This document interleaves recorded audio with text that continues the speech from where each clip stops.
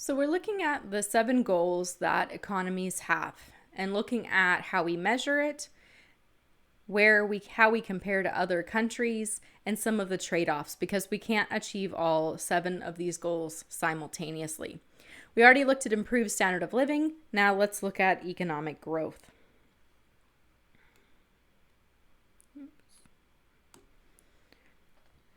So economic growth is a change in the level of production of goods and services. So we're looking at the total value of everything we make, all the goods, all the services. Okay, so we measure economic growth as real gross domestic product per capita. So we look at it per person. And the reason we do this is it's important that we have enough goods per person. So if collectively we made more goods and services, but the number of goods and services didn't grow as quickly as our population, then we would not be better off. We wouldn't increase our standard of living because we wouldn't have access to more goods and services per person. So economic growth and standard of living, those two goals often move together. If we are making more goods and services per person, we should have access to more goods and services per person. So standard of living and economic growth should go together. Now we're measuring it in real GDP per capita. So we talked about the per capita part. And then GDP is the total value of all final goods produced in an economy in a particular period of time. So typically we look at it in a year. How much are we collectively making over a year's time? So when we talk about final goods, we're talking about the products like a cake or a car, and we're not adding up the eggs that are in the cake or the seatbelts that go in the car, because when you look at the price of the car or the price of the cake, they include all those intermediate goods in its overall price. So we don't want to double count. So that's why we look at the total value of all final goods produced in an economy in a year. And we'll dig deeper into that in a couple weeks. So we also look at real GDP per capita. And as we talked about in the previous video, real means we take out inflation. So when we look at how much our society is producing, right, we're adding up the cars and the cakes and everything else, we need to look at that value and we need to compare it from one year to the next. What is happening to the total value of all the goods that we're making? Well, we don't want it to be that total value is going up simply because it's now costing us more to make things. We want to know if we're actually making more stuff. And so what we do is we take out inflation, and we'll talk about how to do that this semester. And essentially what you do is you take the prices and make them the same in all these years, so that you're really just comparing the amount that you're producing. What becomes difficult is we can't just add 1 pencil and 10 cars together. So what we have to do is take out that inflation or adjust for that same price and then look at the combination rather than just adding our 1 pencil plus 10 cars, 11 goods. Okay. All right, so economic growth is our second goal. We're looking at the change in the total amount of goods and services that we produce. Now, GDP per capita, it measures the amount of stuff we make. It tends to go with an increase in standard of living. GDP per capita itself is not a measure of standard of living. Because as we talked about in our previous video, it's possible that you can make more things, but that they go somewhere else. And so they are benefiting someone else. So they often move together, because if you make more, then you should be paying your people more, and then they can buy more. And then we have that circular flow of money and goods. But GDP per capita itself is not a measure of standard of living. It's a measure of how much we're making. Whereas standard of living is based on income, how much are people getting in terms of payment for their land, labor, capital, and enterprise. All right, so how do we get economic growth? Well, there's 2 kind of ways you can get economic growth.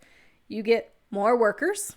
So we increase our labor force, and that can be through we have more kids and they grow up and they get jobs. We can have more immigration. So we're bringing in people who then work. They can be temporary foreign workers, or they can be people who live here and live here permanently.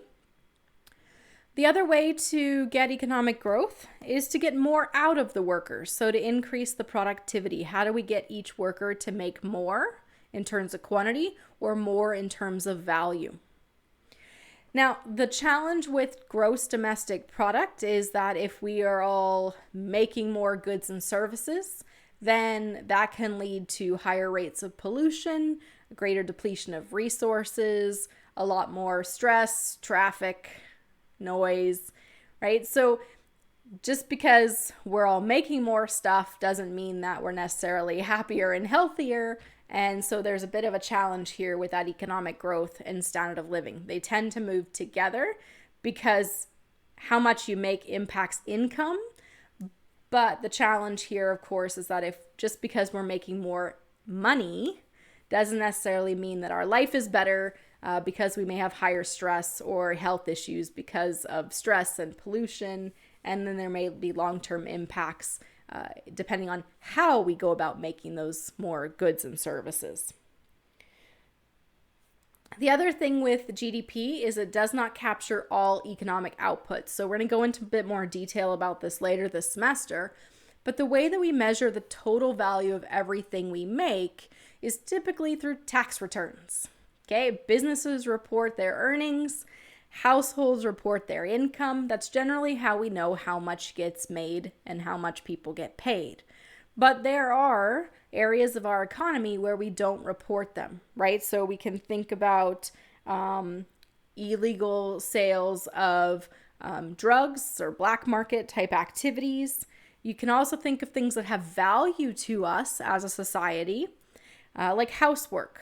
Well, if you're doing the housework for your family, you're not getting paid, it's not being reported. But if you are part of a company that does house cleaning, then it is being reported. So the GDP, the measure that we use for economic growth, doesn't capture all of the economic output, and we'll talk about some of the challenges with measuring GDP per capita later this semester. Okay, so question is, where do we stand? If we look at real GDP, over time, we have economic growth, right? Total amount of value of all the goods and services that we make in our economy has been increasing over time. Now, when we take out that linear upward trend, what we see is the instability in the market. So you can see here these dips. And these are recessions where we have negative economic growth. So we just define a recession as 2 quarters, that's 6 months of declining real GDP. So often we're measuring economic growth. Sometimes you see it as just real GDP. Sometimes you see it as real GDP per capita. It's just really that we're getting a little bit lazy. Economic growth is really real GDP per capita. We need to know that we're making more per person. But oftentimes when they're reporting economic growth, they're just simply looking at what is happening to the amount of stuff we're making. Is it more or less? So here we look at, this is looking at that real GDP and its change. If you have 2 quarters or 6 months of declining real GDP, you are in a recession.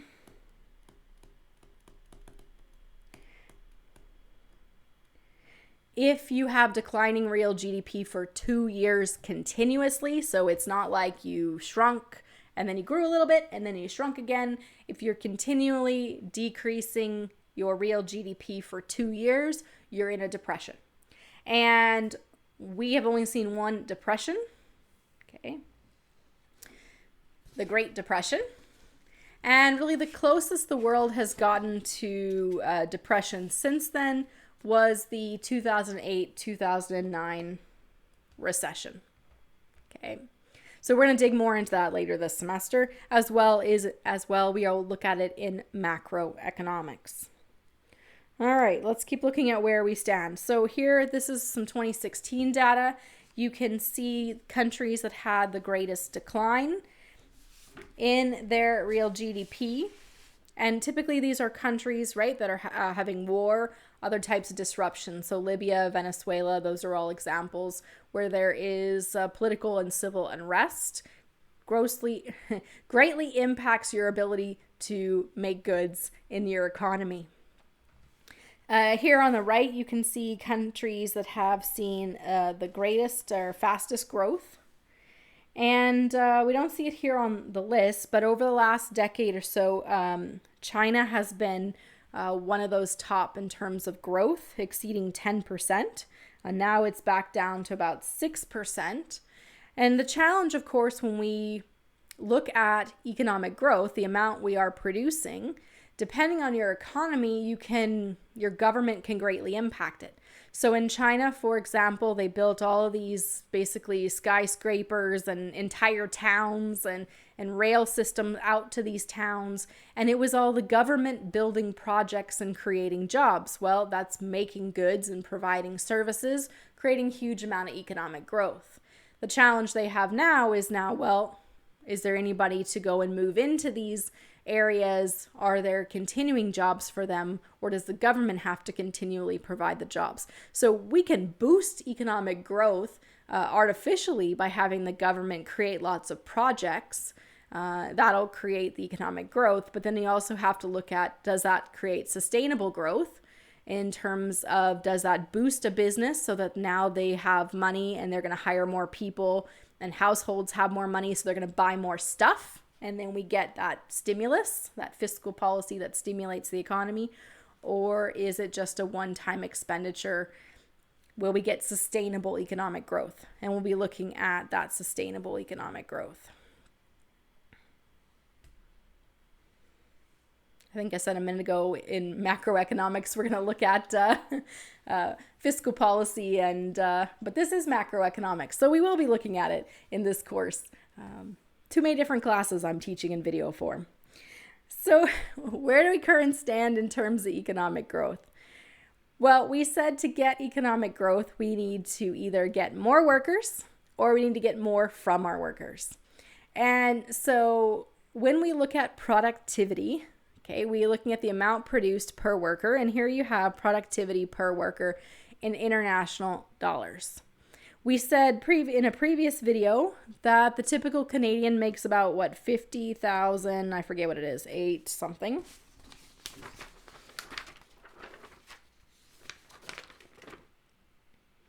$50,810.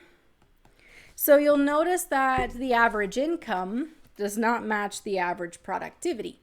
We make more in goods than we make in pay, right? And we expect this to happen because the businesses, of course, have to pay overhead.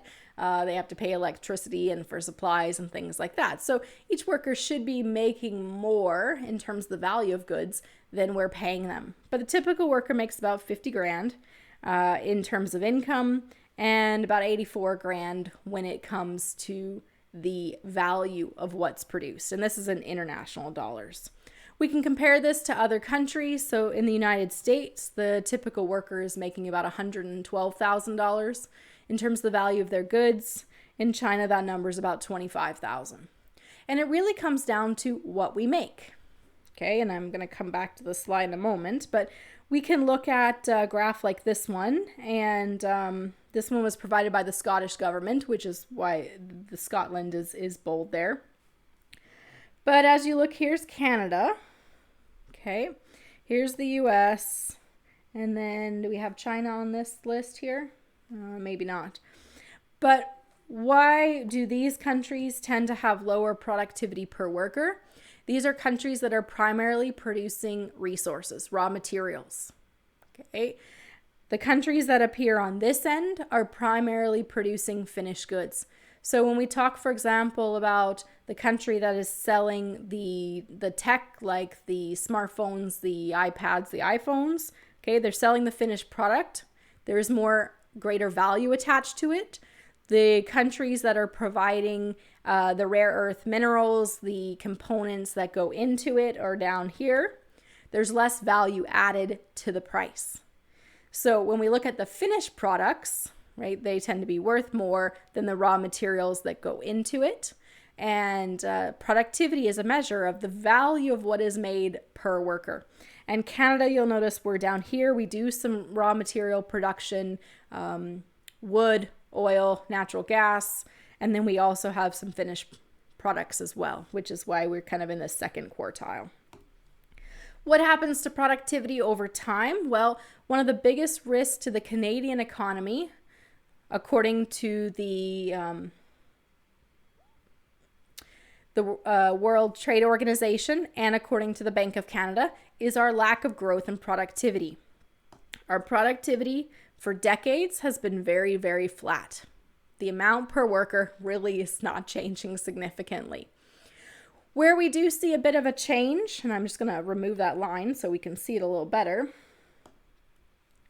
Notice the spike in productivity that happened here in 2009. We see a spike in productivity after recessions. So after the economy has seen that contraction, that negative economic growth, we've laid off people, the people don't have income, they're not buying stuff, the economy has shrunk. Well, when buying starts to pick up again, businesses don't immediately go out and hire a bunch of people. What they do is they give extra shifts to their current workers. They ask people to kind of work, somebody was laid off, so now you're working their job and your job as the economy starts to grow again. So there's an increase in productivity initially as individual workers are contributing more before the business is confident enough that that growth and that increase in demand is going to stay. And once they see that it's going to stay, then they start to hire more workers, and then you're no longer working two jobs at your current job, right? You're no longer covering the person who was laid off and your work. They've now hired somebody else, and so your productivity declines. So we've been very flat in Canada, except for those little spikes that we see after recessions like we saw in 2008.